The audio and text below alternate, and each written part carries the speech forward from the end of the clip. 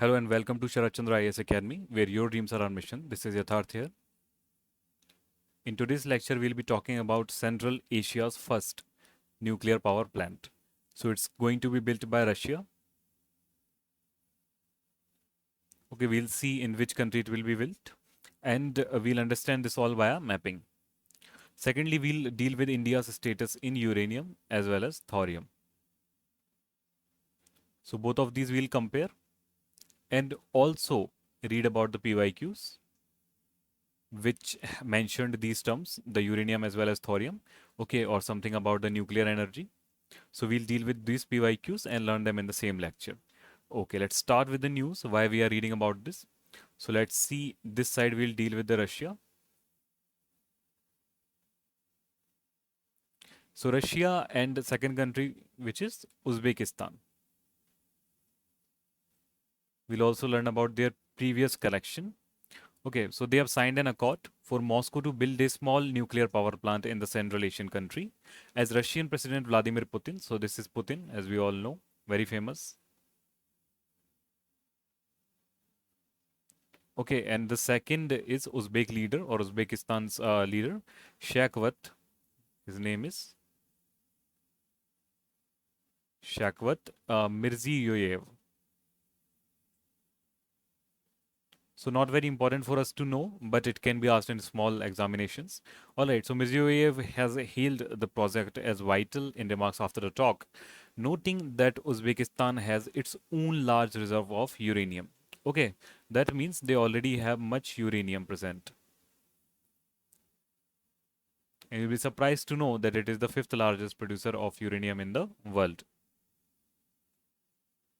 So we'll see what is the place of India as well as which are the other four largest countries. Okay, but let's first of all learn the mapping. Okay, mapping is of primary importance here. Just a second. All right, so here we see the Uzbekistan. This portion is Russia. Okay, biggest country. Then we see Russia has much of the area here bordering north of the Central Asia. This whole area is known as the Central Asia. I'll just mark it. Okay, this whole area is known as the Central Asia. So first of all, let us correct the map a bit. Here we'll make the Indian border. Just a second. Okay, so we'll extend the POK also and the Chinese enclosed area as well. Okay, okay, now it's complete. Now we have the Xinjiang region here, the China's Xinjiang region here. So we read about recently CPEC where Pakistan is trying to connect with China, okay, through the CPEC. So this is one current affairs. Second is the China-Bhutan land agreement and exchange of area. This is the second current affairs which you can read from here. Third is the Nepal as well as India issue, the Kalapani issue. Kalapani issue which you should read from here. Okay, okay. So now we move on to other countries. This is the Uzbekistan. Now let's see which are the surrounding countries. So we see the Kazakhstan, the biggest Central Asian country here in the north. Then we see the Turkmenistan, all right, in the south. Then we see the Afghanistan, much notorious country right now because of the Taliban. Then we see a small friendly country to India, Tajikistan. Here we have the Farkhor Air Base.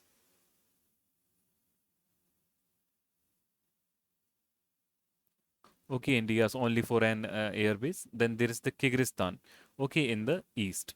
So many countries are there. One is Kazakhstan, second is Turkmenistan, third is Afghanistan, fourth is Tajikistan, and fifth is Kyrgyzstan. But does Uzbekistan share border with Russia? Then no. All right, but Russia will be building a plant in the Uzbekistan right here. So it may have friendly relations with all these countries, okay, which are giving it access and all. All right. So this all was a part of USSR earlier. Okay, please also note down other countries which we can see here. So this is India, our dear India. Then we have Pakistan here, Iran, Iraq, Syria. We learnt about all this. Okay, yesterday only we were talking about the Gulf of Aden. We talked about the Yemen and Oman, Saudi Arabia, the Red Sea, the Sinai Peninsula, and so on. Here we have Sinai Peninsula, and here we have the Suez Canal. This is the Mediterranean Sea. Okay, and this is the Persian Gulf. Okay, so you'll tell me which sea is this? Is this Black Sea or Caspian Sea?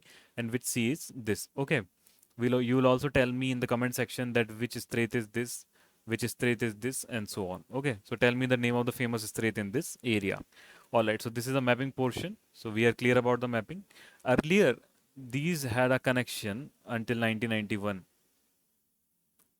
So this was known as the USSR. Okay, Union of the Soviet Socialist Republics, and all of these countries were part of USSR. Russia. Okay, we have Kazakhstan. Uzbekistan was also part. Turkmenistan, Kyrgyzstan, and Tajikistan. Then Georgia. Okay, we have Armenia and Azerbaijan.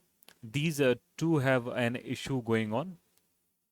The name of the area is Nagorno Karabakh. Nagorno Karabakh conflict. Okay, this is Caspian Sea and this is Black Sea, we all know. And the rest we have already seen. This is the Persian Gulf here. And this is Turkey. If we go further to the west, then we see the Turkey. Then we have Ukraine, and Russia is having a war with Ukraine right now. We see the Moldova, very famous. Okay, Belarus. Then we see the Latvia, Lithuania as well as Estonia. So all these were part of the USSR. It dissolved in 1991. Okay, so this is why they still have some sort of friendly relations, we can say, although they have declared it their independence. All right, and we already saw the neighboring countries and all. So we have Kazakhstan in the north to Uzbekistan. Then we have the Turkmenistan to the south. All right, we have the Tajikistan here to the east. Then we have Afghanistan to the south again, and then Kyrgyzstan to the east. All right, in the west we still have only Kazakhstan. Okay, in the west and north. Okay. All right. So we have 5 countries, keeping 5 in the center. Here we'll say Kazakhstan. Then we'll move to Kyrgyzstan, KAKY. Then we move to Tajikistan, TA. Then we move to Turkmenistan, TU. Okay. And one more country here, Afghanistan. All right. So these are the countries which surround the. Just a second, Uzbekistan. All right. The same countries we can see here on the border map. Just a second, I'll highlight the border map so that you are able to see better. Okay, so Turkmenistan, Afghanistan, Tajikistan, Kyrgyzstan, and Kazakhstan. All right.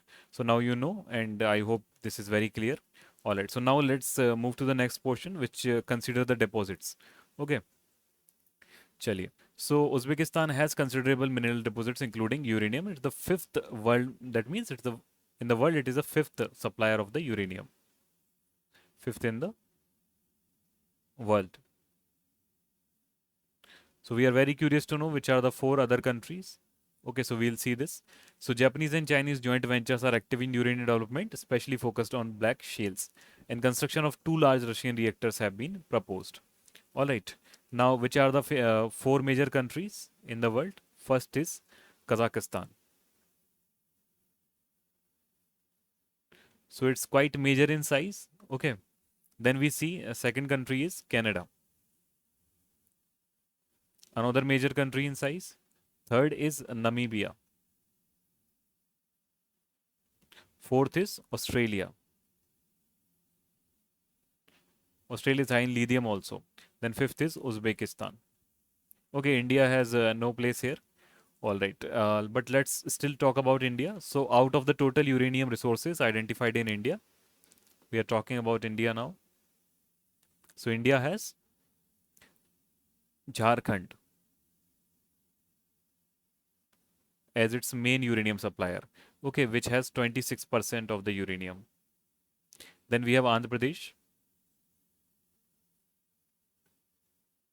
which also has major uranium supply of around 50% or 49%. Okay, then we have Meghalaya. Others are minor, very minor. Meghalaya. We have only 9% here. Okay, so majorly we can find in Andhra Pradesh as well as Jharkhand.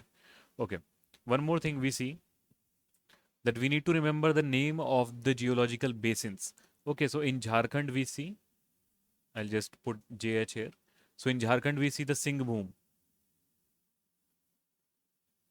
Singhbhum region. Okay, in Andhra Pradesh we see the Kadapa region. Kadapa basin. Okay, in Meghalaya we see the Mahadek Basin. In Meghalaya we see the Mahadek Basin. So please remember the name of these basins. Okay, we can also see the Bhima Basin in Karnataka. In Karnataka we see the Bhima Basin. Bhima is a tributary river Krishna.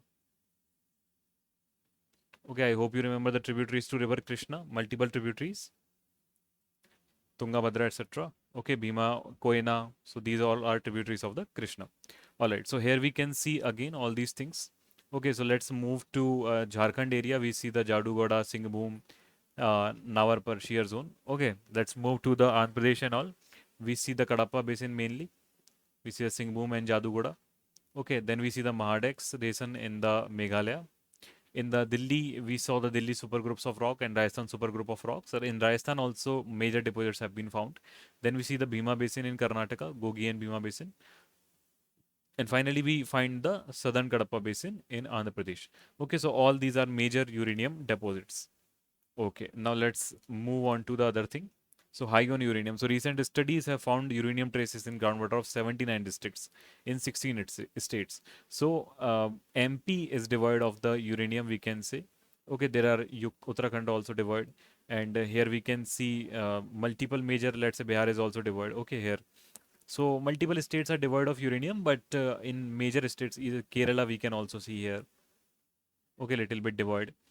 And northeast we do not see uranium right now. Okay, except in the Meghalaya. I also told you a trick to remember the northeastern states mapping. Okay, here we can see the Assam, then Apna. Okay, AP and Nagaland. Mani, MA. Okay, Manipur. Then Mizoram. Apna Mani Mitra. TR. Tripura. Megha. Okay, so this is Meghalaya. Alright, so please remember this trick or you develop your own trick to remember the northeastern states. Alright, let's move forward and see the thorium deposit. So thorium has also been asked in the question. So we'll also be seeing the thorium we also read in the nuclear power stages of India. So this will be used in stage 3. Okay, or phase 3 majorly. Okay, so thorium deposit. So element is extracted from monazite ore, which contain 9% of the thorium. So please remember about the monazite ore. And this is found where? Jharkhand, again Odisha, Andhra Pradesh, Shavara, Kerala, and Tamil Nadu. Okay, now let's come to see these elements once, which are uranium. How does uranium look like? Okay, so this is the uranium. Then we see the thorium. Okay, please remember their atomic numbers also. 92 for the uranium. Uranium 92. Then we see the thorium 90. And this is what thorium looks like. Okay, this is the base ore of the thorium or how it is found. And this is the monazite sand. In monazite sand, multiple different elements are found. Okay, but it also contains thorium, 9%. Rest it contains many actinides and lanthanides and so on. Okay. So now let's come to the PYQs which have been asked previously. So consider the following statement in India, despite having uranium deposits. Okay, it's not talking about significant deposits, high deposits, low deposits. It is just saying having uranium deposits. Okay, so do we have uranium deposits? Uranium do we have? So we have. We already saw where uranium is present. Okay. So India, despite having uranium deposit, depends on coal for most of its energy, electricity production. So this is true. Okay, we still produce much of our electricity via coal. So major production of electricity achieved by coal, which is around 75% of the total generation. So 75% of the energy is still being produced by the coal. Okay. Second thing we see that uranium enriched to the extent of at least 60% is required for the production of electricity. So this is not true.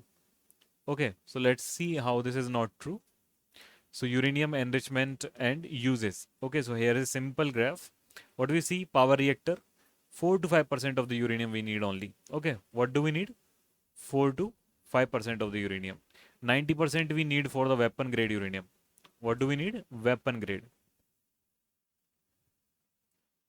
and 20% we need for research reactor. Okay, 20% we need for a research reactor. So it's asking for somewhere around 60%. So do we need 60% for electricity production? No. We only need 4 to 5%. So second statement is incorrect. Okay, second statement is incorrect. We only need 2 to 3% or 4 to 5%. Maximum to maximum 5%, but nowhere near 60%. Okay. Chalo. Let's come to the next one. Next question. So with reference to India, consider the following statements. So let's see what statements to consider. So monazite is a source of rare earth. Okay, this is true. Monazite contains thorium. This is also true. 9% thorium we saw. Monazite occurs naturally in the entire coastal sands in India. Okay, it's saying entire extreme statement it is giving. So should be incorrect. Most likely be incorrect. Okay, we'll see. And in India, government bodies only can process or export monazite. So naturally it contains thorium. Thoriums mean nuclear energy. Nuclear energy means cannot give to private right now. Okay. So most likely correct. Chaliye, let's see. So monazite, it is one of the beach sand minerals that contain rare earth like lithium, cerium, neodymium, etc. It is reddish brown phosphate mineral contain rare earth metal. So statement 1 is correct. Okay, let's see. It also contains thorium. It also contains thorium. So thorium is judged as a prescribed substance. As a prescribed substance. Alright, the list of which was revised in 2006. In which act? Atomic Energy Act. Atomic Energy Act. Okay, of 1962. So these are the rules which govern the operation, or let's SOP, standard operation protocol, of managing thorium. Okay, so monazite does not occur naturally in the entire Indian coastal sand. It is mostly found in Kerala. Mostly found in the Kerala only. All right. Furthermore, what do we see that fourth statement is also correct, because there is a body known as the Indian Rare Earth Limited, IREL. IREL, and it is completely government of India owned, and that is the only body which is let's say permitted to produce and process monazite. Okay, because it is a radioactive atomic mineral used for the production of thorium, and it has potential to be used as a fuel in nuclear power system as well as any weapon grade uranium if enriched a lot. Okay, sorry, thorium a lot. Okay, so let's say stage 3 nuclear reactor can be produced by this. So this is why it is very sensitive for use, and only government can only handle it. Okay, let's see this question. To meet its rapidly growing energy demand, some opine that India should pursue research and development on thorium as the future fuel of nuclear energy. So this is the true. This we already saw in the lecture. Okay. So what advantage does thorium hold over uranium? So compare. So thorium is far more abundant in nature than uranium. All right. Just a second. Okay. So thorium is far more abundant in the nature than uranium. Secondly, on the basis of per unit mass of mine mineral, thorium can generate more energy compared to natural uranium. And thorium produces less harmful waste compared to uranium. So let's see what is the reality about this question. Just a second. Okay, so first thing, thorium is 3 times as abundant as uranium. That means thorium, if uranium, let's say we have 100, then thorium we have 300. Okay, the ratio is 3:1. And it matches the amount of lead as well as gallium in the Earth's crust. Second thing, thorium composes 0.0006% of the Earth crust, where uranium composes 0.00018%. So we can say, let's say, thorium is more, okay, 3 times more. Second thing, it is estimated that 1 ton of thorium, 1 ton of thorium, that means 1000 kgs, can produce as much energy as 35 tons of uranium.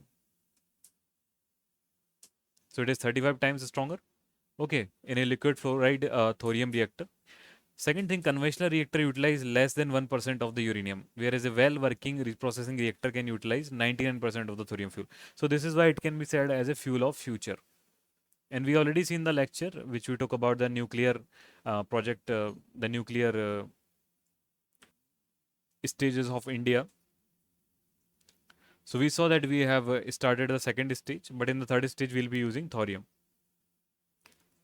Okay, let's move to the next thing. So there are up to 2 order of magnitude less nuclear waste in liquid fluoride thorium reactor. So basically in the fuel of future thorium, there will be less waste also. Waste will also be lesser. Okay, so these all are, let's say, benefits of using thorium over the uranium. So all statements are correct. All right. One more thing, let us see that what is the drawback? What is the issue with thorium then? Okay, so thorium issue is that when we start using thorium, all the reactors which have uranium 232 right now, they will be obsolete. But this happens with any new technology. Once we, let's say, go to the new, let's say, technology. All right, so when we develop a new technology, the old one gets obsolete, and this may leave much of the infrastructure wastage. Second thing, when we let's say process uranium, it emits uranium. When you process thorium, it emits uranium 232. All right. So issue with that is it emits gamma rays or radiation. So this is also an issue. Third thing, reserve of thorium are not as economically viable as uranium. So maybe half life is different, but basically it is not economical to store it. Okay, so this is the downback or drawbacks of the uses of thorium. All right, so here we'll finish the lecture. I hope you liked it. If you have any feedbacks or any comments, then please leave in the comment section. I'll be posting the PDF in the Telegram channel. So thank you very much. Have a great day ahead. I'll see you soon. Yatharth here signing off.